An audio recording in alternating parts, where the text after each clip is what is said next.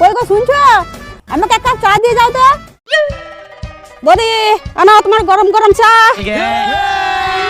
কই দে দেখি, যা ঠান্ডা পড়েছে বাপরে। কি ব্যাপার, তুই চা করে নিয়ে এলি, তো দাদা কোথায় রে?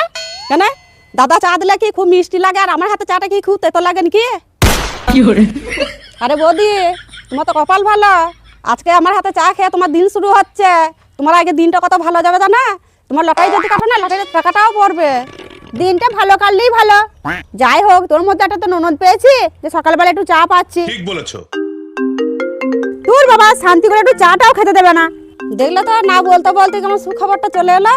কি ব্যাপার বাবু, এত সকাল সকাল দোকান থেকে ফোন করছে, কিছু হয়েছে নাকি? और अभी तो रुको।